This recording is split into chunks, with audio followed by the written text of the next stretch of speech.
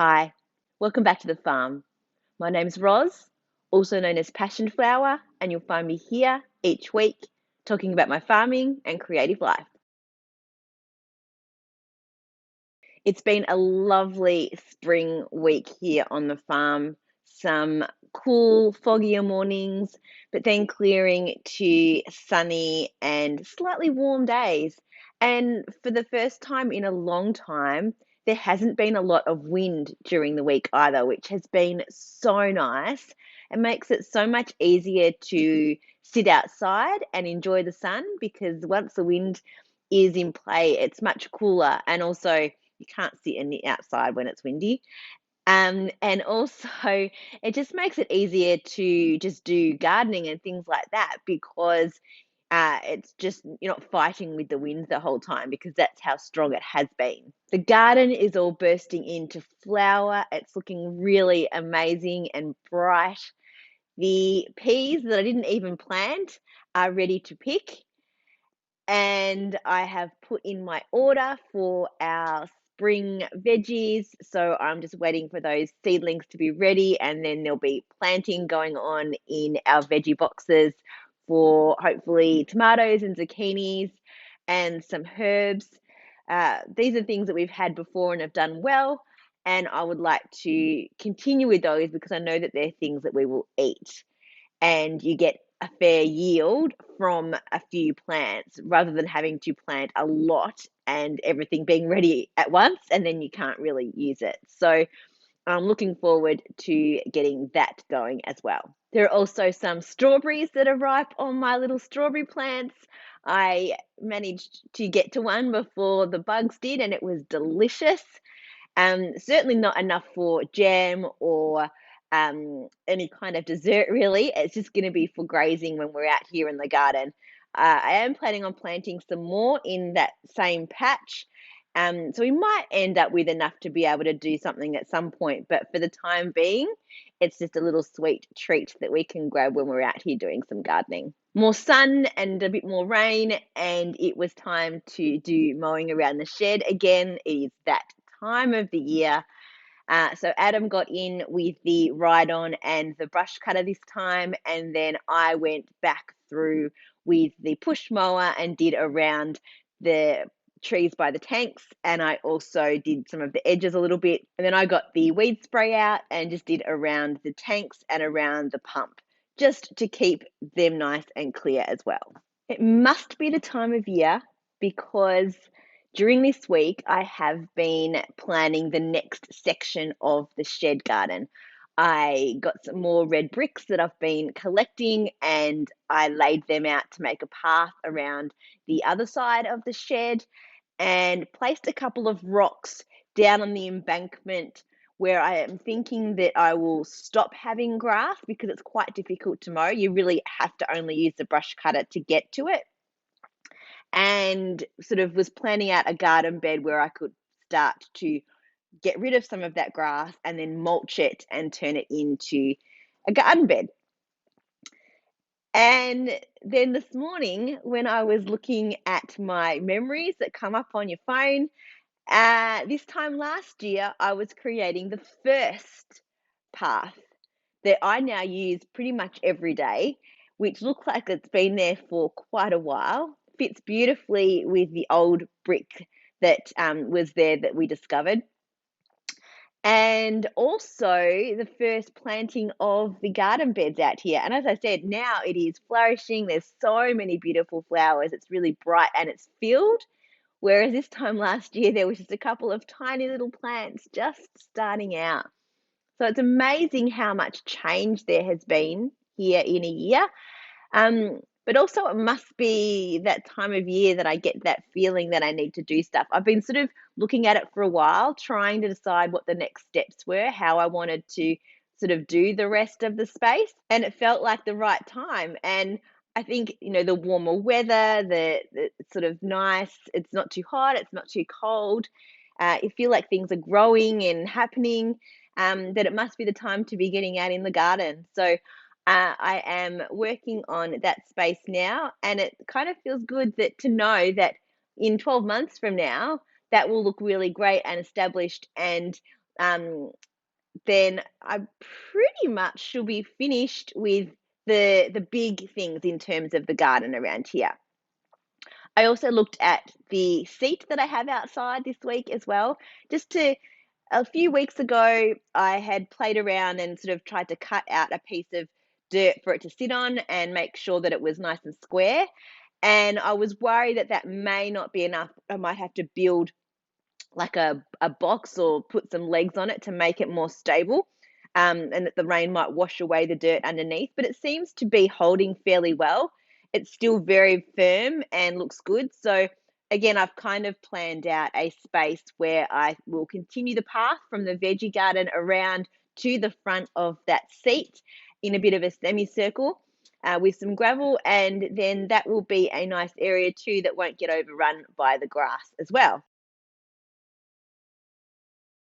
After some busy weeks, this week has been much quieter. I dyed some more Grinchy, so there is more DK listed as ready to ship in the shop if you were looking for some. I packed the final custom orders from the Big Wool show and got those out, so it was nice to sort of finish that off. So after that hecticness that was Big Wool, both before and directly after, this week has felt really quiet. And there's still been orders and that's all been going along nicely, but it's just at a whole different level. So, of course, there was the normal packing of orders, there was regular admin, and I also did a little bit of tweaking and playing around with some different ideas on my website. But then I also did some work knitting. It was nice to sit outside and get some of that done, some more sample squares to update my repeatable colorways page. I did an autumn haze square, and I did a brown streams and soft dim skies square. So now I need to pin these out and photograph them. I kind of need an overcast day, so I think early next week might be when these will get done. Yeah, so photograph, edit, and get them uploaded onto the site. So it was good to get a couple of those done, and checked off the list. With the rearranging of my furniture, Um, I seem to have found a higher level of knitting productivity this week. It's been a really good spot in the afternoon to sit and knit. It's a good view outside. It feels really comfortable. I've removed all the clutter. It feels really clean and inspiring. And also, Wade seems a lot more settled to sit there with me, which is strange because it's exactly the same furniture, but for some reason he just is more comfortable. So he is either happy to sit up next to me on the single rocker, and he'll do that for quite a while, or he will sit on the couch opposite and watch me. But he doesn't seem to be jumping up and down as much as he was when it was in the other room. I don't know. It's working. So what have I done this week? Well, I have made a ton of progress on my crossover cardi. I've really got into the rhythm of doing the border now. The only time I'm looking at the chart is just sort of to check off the number of rows and to keep track of where and in which direction the cables go. I'm not looking at the chart now to tell me which stitches I'm supposed to be doing. I'm just reading the knitting to do that, and that is so much better. It was totally confusing me by trying to read the chart each line for the stitch pattern. So I'm making this out of the Queensland Collection Kathmandu in the merino silk cashmere tweed, and it is in this green. And here is my progress. I'm so happy. I really feel like it is looking much more like a cardigan now, and I can see the end in sight, which is really good. So as you can see, this I'm up to the second armhole with the border. So I only have, what's that, about 2/3 to go. So from the armhole around and back down to the middle of the back. But it is looking so good. That border just looks amazing. With blocking, it will expand out even more. You can see it best probably at the collar at the moment. It seems to sit flatter there. So yeah, I've been doing a lot on this. I have almost finished another ball and I've wound a new one to get going. So that'll be my fourth ball that I'm about to start. I didn't think that it was going to eat up a lot of yarn, but as I've been doing this border, the border I feel like is actually more yarn and bigger than the back section. So once I've done the border, there is still a little bit on the sleeves and then a tie that goes around the waist. I should have some more good progress this coming week now that I've got into that rhythm, and I'm looking forward to being able to wear this one. And then most evenings in front of the TV, I've been working on my granny stripe blanket. I have added a few more colours in there. I think I had done the autumn haze last week, so I've added the mint slice, the grey socks, which is a colour I haven't released yet, and this is Hello Sailor at the top. So it is starting to feel like a blanket. There's still plenty more to go. I want it to be a really good size for my bed. I have this ball of the contrast and then one more left. So the aim is that I will use all of this and then it will be finished, or all of my colors, whichever comes first, I think. So yeah, that's what I've been doing in the evenings. Because I have been really loving the granny stripe blanket, I haven't done a ton on my bed socks.